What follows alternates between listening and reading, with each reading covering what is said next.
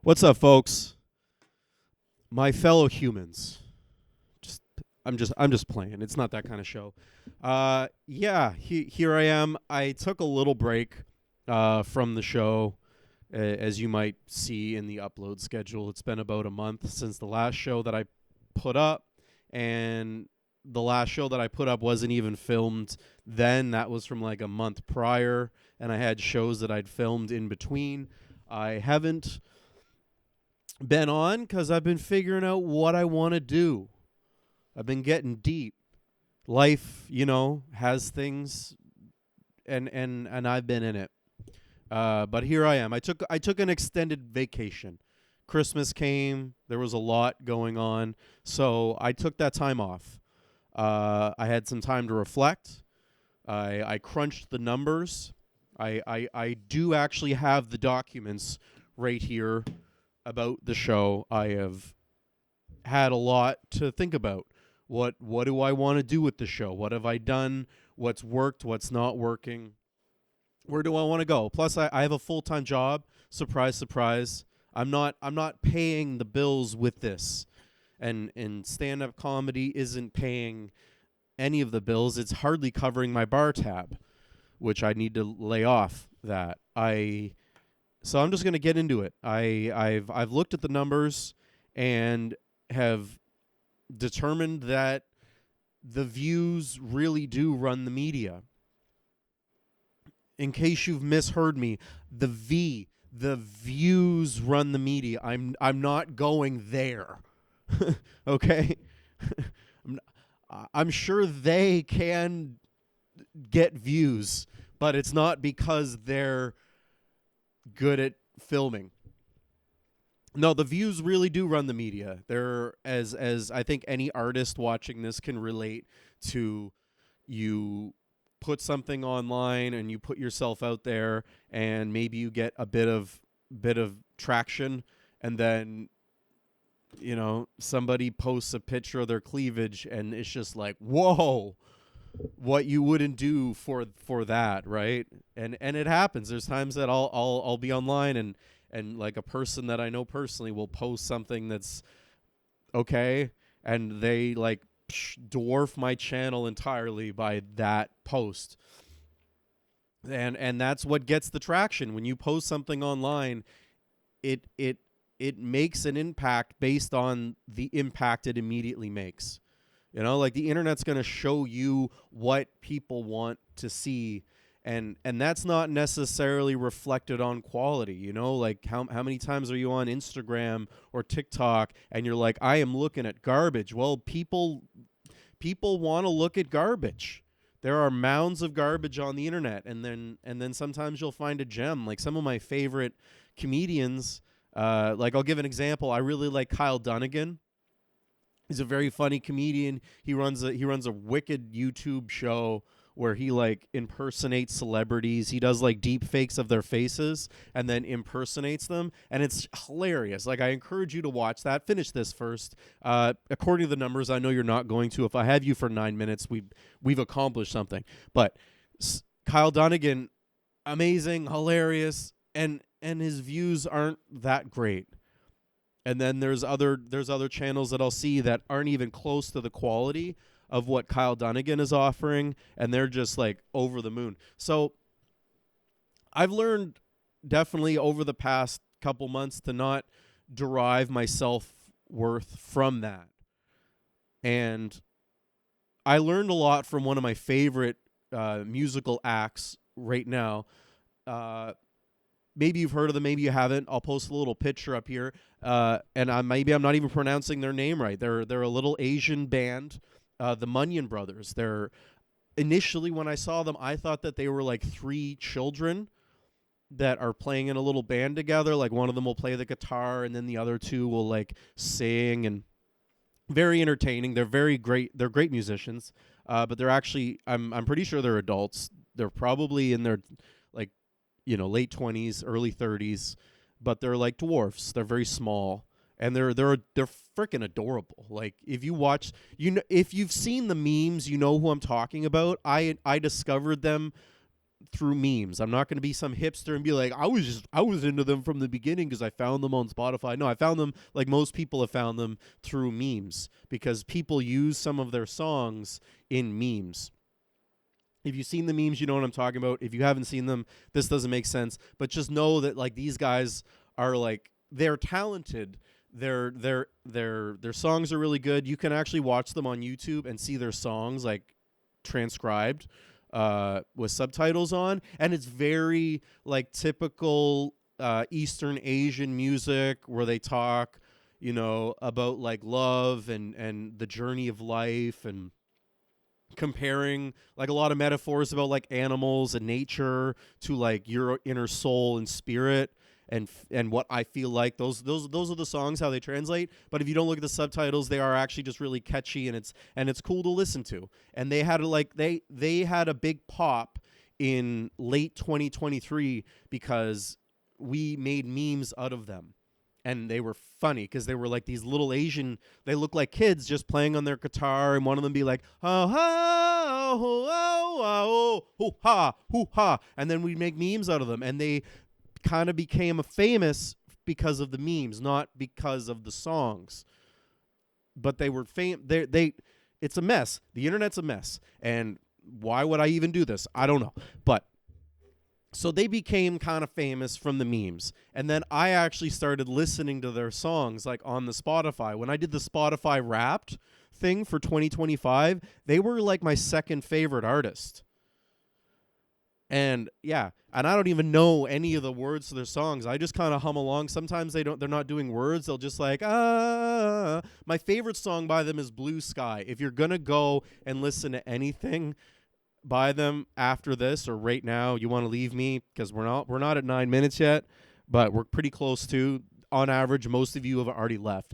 But if you're still here, go and listen to that song. It's really good. Blue Sky by the Muyun Brothers. Muyun Brothers.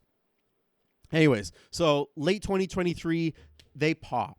And it's because of memes. So I can imagine if they had like a manager or somebody who's looking after their career going to them and being like, you guys are hitting right now. You guys are you're going to the big time. You're getting really big, and then they're just sitting there, you know, on their little stools because they're small. I'm not going to make dwarf jokes.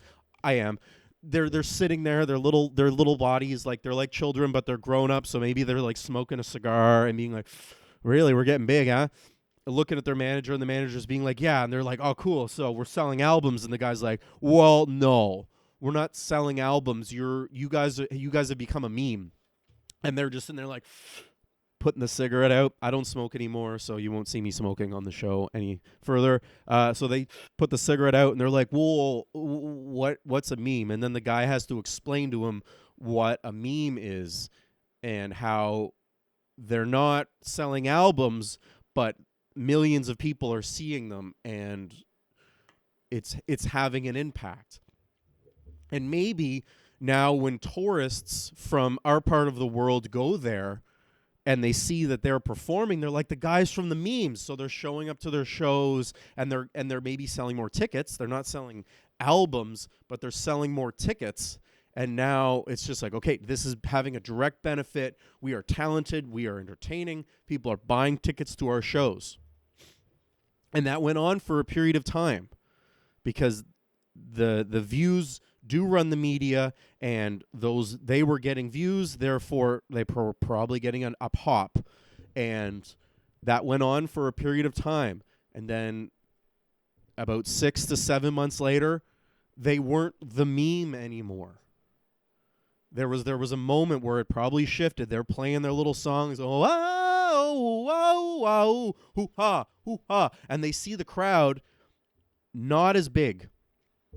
And instead of the people doing the selfies, like snap, taking a picture of them, I'm at the Muyun Brothers show, they see the people being like, look at this. Now they're up there on the stage, oh, oh, oh, oh, and then the people are like, ignore them, look at this. And all the crowd is shifting. They're looking at their phones because there's a new meme.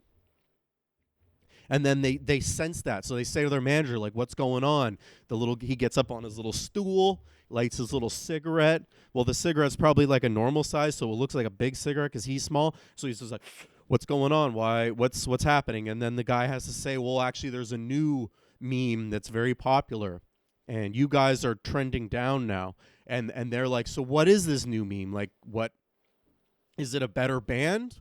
Is it like 6 dwarfs and 2 guitars? Like, what are they doing different than we're doing? So then we're not as popular anymore.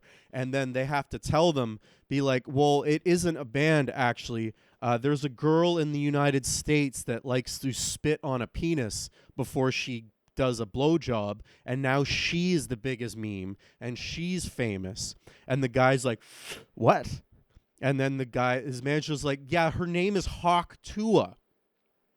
It's huge right now. And the guy's like, so she spits on a dick. Yeah. And then the other two are sitting there like thinking about the songs they're writing, the artists, the energy that they put into their art, and they're like, so we've basically been dwarfed by a lady who spits on a cock before she sucks it. And I know that they probably have like a normal sized heart, like their bodies are smaller, and maybe their heart is a normal size, like a normal person size, or maybe it's proportionate. I'm not saying that, but they look, if you listen to their songs, you picture them, they have really big hearts. They're little people with big hearts, and I feel like their little hearts broke when they heard that. Because they're like, we've been working so hard. We write all these songs. We perform. We go out in fields. And we're just like, the wind is there. And we're just like, oh, oh, oh, oh. And this girl's just like, Hawk Tua. And now she's the biggest thing. And then the manager is being like, well, will you guys start a podcast? And they're probably like, well, sure. And then the manager's like, you need to learn English tomorrow. And we need to get you on a podcast now. And then another person comes in and be like, it's too late. Hawk 2 was already big. And then, these little guys, these little musicians, they're like, we don't even want to start like a meme coin. We don't want to start a crypto. We're not going to rip off our people. And then the manager's being like, you're not going to make it in this day and age. And they're all just smoking and depressed. But it is what it is. And I think I'd be okay with being the Muyun Brothers. I'd be okay with being a dwarf trio of musicians, because I'm never like turning on Spotify late at night and being like, I want to listen to Hawk Tua. But I still listen to these guys. I think they're incredible artists. Check them out. They have lots of great songs. Like I said, my favorite one is Blue Sky. If I'm sad, like that song definitely it helps. I like it. All right, so a little transition here. A couple days ago, right now it's February 1st. I'm going to upload this tomorrow, so it's February 2nd when you're watching this. Over the weekend here in New Brunswick, Canada, our premier, if you're an American watching this, you're probably not. I see the data. But if you are, the premier's like our governor. She looks after the province, kind of. Anyway, so she had her state of the province address. Very beautiful thing. Lots of people there. They had like fancy dinners and people got all dressed up, and it was beautiful. It was very fancy. They had the Frenchiest of fries, the fanciest Dijon ketchups. Very, very beautiful thing. She got up in front of people that were just doing well and told them, be like, listen, we don't have doctors yet, but we will. And they just loved it. I felt like it was probably a good time for me to do a state of the program. Tell you where I'm at. I have the documents. I have the data. YouTube is very good with that. It gives you a lot of information when you're uploading stuff. It tells you where things are. It's great sometimes. So I'm going to give you the state of the program here. This is official. I don't have any fancy meals here. I know I'm not at a big venue place thing. I'm just here in where I've been. If you've been watching the show, this is where we've been the whole time, and we're still here. If you want to pause the video and go and make something make something fancy. I won't even know what you're eating. So maybe you could go and make craft dinner and then just comment on something and just make up something. Be like, yeah, I'm having a sirloin steak and I, garnished it with whatever. Just whatever. Just have fun with it. But yeah, pause it, come back, and then hit play, because this is the state of the program. My fellow humans, the Jeremy Scott program has been around now for half a year. It is now 2026. I am in a transition period, I feel like, not just in the YouTube thing, but in my life as a comedian, that I'm evolving to the next level. I'm going from the Charmander to the whatever he did. Believe me, I'm almost 35 years old. It's a good thing that I'm not as into Pokemon as some. So this is where we're at. Okay, so in the past 6 months since I started the channel it was like June, July is when I realistically started like filming and uploading. I have managed to get 24 subscribers. Not where I envisioned the show going, but I'm so grateful to any one of you that has hit subscribe. It means a lot. It means a lot. And out of those 24 subscribers, and 17 videos, very proud of the 17 videos. Quite a few interviews in there, but a lot of solo episodes. But out of every video that I've done, I have managed to get 931 views to this moment, to the right now. So if you're watching this right now, you're the first person watching this. It is now 932 views. So, and the averages for those videos have worked out to being 9 minutes, or 15.4% of the videos, like each individual video added together. The average watch time is 9 minutes, or 15.4%. So people on average are watching for that. So some people are watching the whole video. A lot less of them, though, they're watching like the first few minutes of it. So I have people that are watching the full like 45, 50-minute episodes, and then people that are watching for like a minute, and then that's working out to being 9 minutes. That's the peak. That's where I'm at. And a trend, because I had a good talk with some friends who, they have businesses, they have things that they've done, and they're like, well, you got to review this data because you got to know what's working and focus on what's working. I've watched like YouTube videos about like creators talking about this is how you make a successful channel, and that's reviewing that kind of data, seeing what's worked and focusing on that. So my top 3 videos are interviews. Darren Frost is the top, Michelle Impetit, and number 3 is Nathan. And then the 4th video is like the first video that I ever uploaded. And it's hard to take that seriously because I know it is the first video, so there's probably just a lot of curiosity from like Facebook friends and people that I know, like, oh, Jeremy made a YouTube channel, let's click on it, because they didn't really watch much of that video. I think 5 people watched the entire thing. The 5th one was my interview with Dylan Gadet, good friend. The 6th most popular was with Brad Rice. The 7th was my second upload. Appreciate that. Happy with that. The 8th is the Christmas special we filmed here. I know maybe you see it now. The studio isn't as Christmassy. The tree's down. The desk is back. The 9th video was my 6th upload. I believe that was quality over quantity. And then number 10 was John Ford. And then all the other 7 videos below that were my solo episodes, one of them including the talk that I gave to the church. So they didn't get a lot of views. And when you look at that, you'd be like, okay, what's working? Well, the interviews are working, and the interviews are working with people that are known. So go in that direction. But I haven't always been that kind of person. I like to go my own way. Maybe there's some ego in that, but I don't know. So that's what I got from that. Is like, okay, I need to do more interviews. And I do have interviews lined up with people. There are people that have agreed to come on the show. There's people that have said they would come on the show, but they won't give me a definitive time. no slight on them. You got lives. I don't expect someone to come and sit in this garage with me and chit chat. Um, and there's other people that have reached out that have just flatly told me no.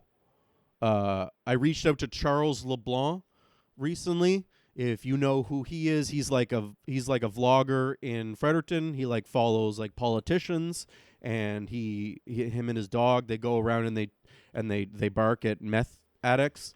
I thought it would be an interesting idea where I was gonna have him come on the show, and it wasn't to like be a dick to him. I genuinely was like, I wanted to know his story and find out who he is, because I mean, you don't really see a lot of him on the internet. It's mostly just quick videos. So I was like, let's get in here, let's get talking for like an hour, and who's Charles? Tell me about your childhood. What do what kind of women are you into? Just the whole thing. And then my big vision was like, I was going to have Charles LeBlanc on, and then the following week I was going to try to get somebody from the unhoused community to come on the podcast. So we could have some like, just a yin and a yang, you'd have Charles on, like the homeless hunter, and then have the hunted on, right? Yeah, and he said no. Fair enough. And I'm not giving up on the interviews. Like the goal with this show, definitely a lot of interviews. I wanna not just like, here, this is a comedian friend of mine, blah blah blah blah blah. Like the interviews that I do have lined up over the next couple months are a lot of people that maybe have tried comedy or they do it as a hobby, but they actually have like serious careers outside of that. I have a fisherman, I have a musician, we got lots of different people. And they have great stories, and I just want you to know that if I'm asking somebody to come on the show, it's because I see there's something there that should be shared, and they're just people. They're people that I like. I'm not just out here chasing clout. There are people that have been suggested for me to ask to come on the show, and I either don't know them or I just don't see it as something I want to have at this time. And maybe I will at some point, but not right now. So I will do interviews, and by the data, it's like I should not be doing solo episodes like what I'm doing right now. But I'm going to do what I want to do. And sometimes that's to my detriment. It doesn't always work out. Years ago, I mean, since 2014, I've had a dog. His name's Romeo. And for a long time, it was just Romeo. It was just me and Romeo living life. I'd take him everywhere I'd go. They're friends of mine that would like not like that. They'd be like, why do you keep bringing your dog over here? I'm just like, well, I'm not going to leave him at home. So, yeah, he's been a good dog, but it was just me and him for a long time. And I felt like maybe he was a little lonely because there'd be times that he'd have other dog friends, like friends of mine's dogs. And I'd be like, yeah, I wouldn't want to be alone either because I'm not a dog. He likes me, but I'm not a dog. So I was like, you know what? I should get another dog. So I opened my mind up to getting another dog. And then it was also, but I was aware I am poor right now. I probably shouldn't get another dog. And when I would talk to friends of mine and be like, yeah, I'm thinking about getting another dog, so Romeo has a friend, they'd be like, why would you do that? You shouldn't even have the dog that you have. Anyways, nonetheless, a couple hippies, one of them I worked with, they posted on Facebook that they had a dog that they were putting up for adoption, and I got that dog. This was in 2018. I got the dog. I had no business getting the dog. By all logic, I shouldn't have got the dog. And even Romeo wasn't happy with the fact that I got this dog at first. Like, I have a photo of me getting him this dog, and then driving home, and then I let him sit in the front seat of the car just because I wanted him to be like kind of close with me, just so he wasn't scared. And my dog Romeo's in the back, like looking at him like, hell you doing in my seat there, pal? Who the heck are you? And like he wasn't happy with it at all. Everybody said like, what are you doing? Why are you getting a dog? This doesn't make any sense. You have no business getting a dog. You have no business getting a pizza right now, and you're getting a dog. And looking back, it was like not the best decision, but I wouldn't change it. He's a great dog. They are very close now. Romeo and Bo, they're good friends. And when I'm away, Romeo has his dog friend, and they're tight. And yeah, he's a good dog. He's a good dog when I'm not feeling so great. He comes and sits beside me, and he makes me feel better. So it is what it is. I know that by all logic, I should be doing more interviews, get rid of the solo episodes. You guys really, on average, only watch 9 minutes of the video, so I shouldn't be posting 45-minute videos online, but I'm not always going to do what I'm supposed to be doing. So I think that's why I'm I'm going to do what I'm going to do. It is what it is, guys. How many times I should get an is what it is counter right here, just like bloop bloop bloop. It'll just keep going up. How many times I'm gonna say it is what it is? Well, it is what it is, guys. Yeah, it's 2026. I didn't make a New Year's video. I didn't do this thing at the end of the year where I summed up my year, and it's almost like a little late for that now to be talking about 2025 because it's February. But like I said, I'm gonna do what I'm gonna do. 2025 was a big year for me. I went back to school and I graduated. I didn't go back in 2025. I went back in the fall of 2024, but I graduated in 2025. I took a refrigeration and air conditioning program. I graduated with honors, whatever that means. I applied myself. I didn't do great. I know some of my classmates didn't appreciate me or think that I was there trying my best, but fuck them. I finished and got a job, and some of them didn't. So it is what it is. I finished school. I did get a job. It was a slog, but I did get a job. I know that I'm a much better comedian now than I was this time last year. I headlined my first couple shows.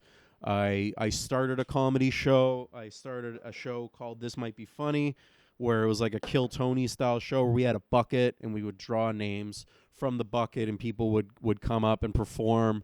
We actually got rid of the bucket, and it's not that I'm not grateful to this bucket.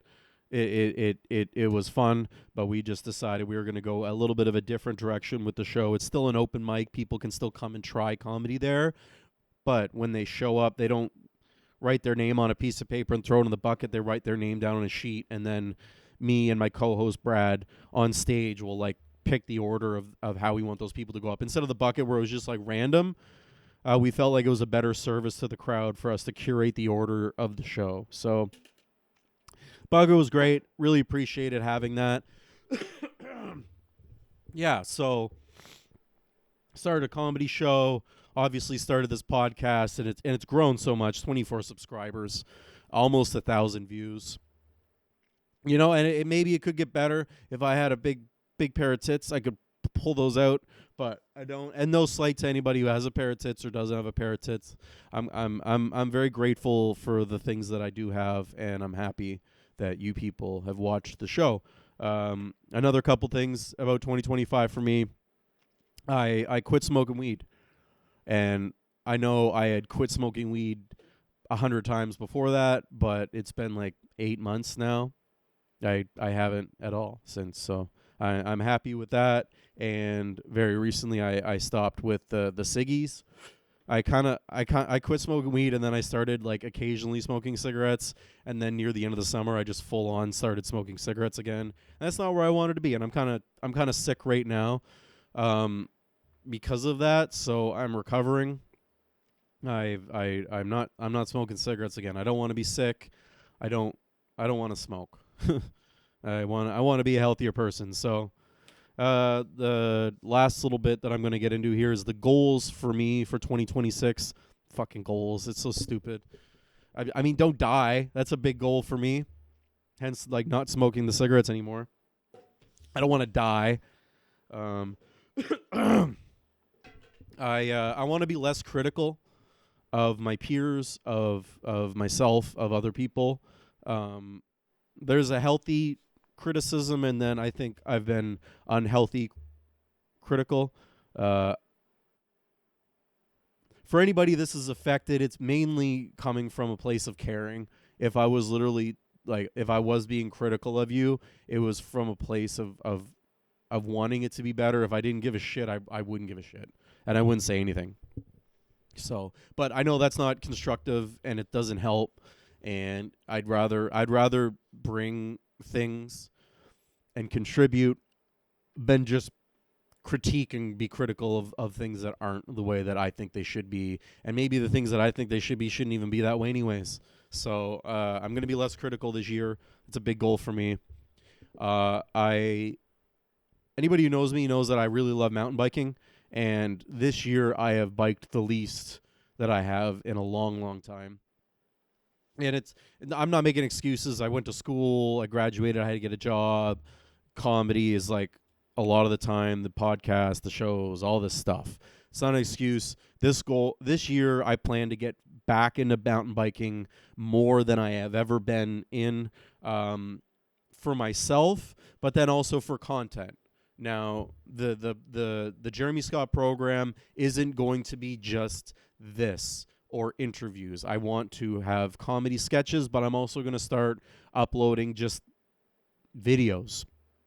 I want to do the podcast every week, but I also want to start uploading regularly. Maybe not every single day. That's a bit of pressure. My ADHD can't handle that kind of stuff.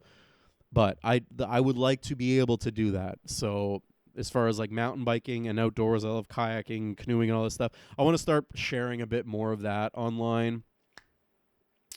And biggest thing is my stand-up comedy. That's the number one thing outside of obviously being a father and being like a person that I feel happy with being. You know, like if I felt that my comedy was hurting, I wouldn't do it. But my comedy right now is definitely number one. And before like the podcast, before This Might Be Funny, is I want to be a comedian. So that's my goal for this year, is just to be that much better of a comedian that I was this time last year. And I know the things that I'm not good at. Okay. The fact that this is what it is right now is a miracle. The fact there's a camera here, there's a recording device here. Brad, I really appreciate you helping me with this. I'm not good at those things. And the day is going to come that I will have the financial ability to hire people to take care of those things for me, so I can do what I feel like I'm the best at. And when that day comes, I will do that, because I'm a comedian. I write all the time. My mind is just constantly bringing things out, and then those things just get left behind because I'm just trying to like make life work. And, you know, getting these things edited and uploaded, there's you know, and there's a lot more. So when you see how simplistic my show is, it's because it's the only way that I can get this onto air. I wanted to start this show 6 years ago, and I kept overloading myself with graphics and B-roll and all this other stuff, and I just wasn't organized enough to be able to do that, and then to be able to put food on the table, and then do that in a timely manner. I made a whole video about January 6th, like 2 days after it happened, and then I got so bogged down in the edits, it was like 4 months later that the video was like kind of ready. I was like, nobody's even talking about January 6th anymore. It is what it is. So, yeah, I'm going to be a comedian, and I'm going to do what I can to make this show better. And I just want to give a big shout out to who's ever watching this, because according to the data, there's a good chance most of you aren't. But the ones who are watching this right now, I really appreciate you. I'm very grateful. If you haven't subscribed to the show, please subscribe to the show. If you haven't shared it, please share the show. There is somewhat of a back catalog now of things for people to watch. They can see an interview with Darren Frost. They can learn about Dylan Gadet, a local owner. He owns Spicy Boys Hot Sauce. They can meet some of my comedian friends, Michelle and Nathan Dimitrov, Brad Rice, John Forward. and maybe if they're curious about me, because there's been a lot of solo episodes that have got maybe 10 or 15 views, that I share a lot about myself in there, and there is a lot more to come. So thank you. Very grateful for you. Very grateful for my friends and family, and the every day that I have. I complain a lot to myself, but I am grateful for everything, and I'm grateful for you.